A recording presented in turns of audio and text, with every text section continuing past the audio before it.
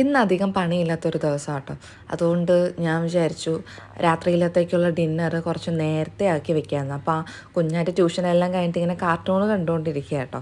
അപ്പോൾ രാത്രിയിലത്തേക്ക് ഞാൻ വിചാരിച്ചു അപ്പവും കടലക്കറി ആക്കി കഴിഞ്ഞാൽ വേറെ ജോലിയൊന്നുമില്ല. പിന്നെ ഉള്ളത് കുറച്ച് സ്നാക്സ് ഐറ്റം ഉണ്ട്. അപ്പോൾ അതൊക്കെ ഒന്ന് അറേഞ്ച് ചെയ്ത് വെക്കാമെന്ന്. കാരണം ഇപ്പം കാണാൻ വരുന്നവരത്രയും ഈ 8 ഐറ്റം പലഹാരം 9 ഐറ്റം പലഹാരമായിട്ടാണ് വരുന്നത് കേട്ടോ.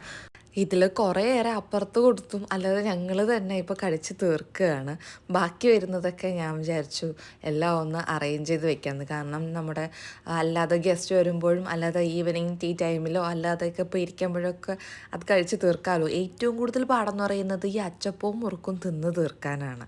അപ്പോൾ രാത്രിയിലത്തേക്ക് വേണ്ടിയിട്ട് കഴിക്കാൻ ഞാൻ അപ്പവും കടലക്കറിയെല്ലാം സെറ്റ് ചെയ്ത് കേട്ടോ.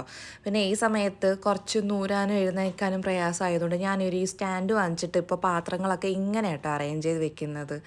പക്ഷേ ഇത് കുറച്ച് ടഫാണ്. കാരണം നമ്മൾ വെള്ളം നനയാതെ നല്ലപോലെ സൂക്ഷിക്കണം.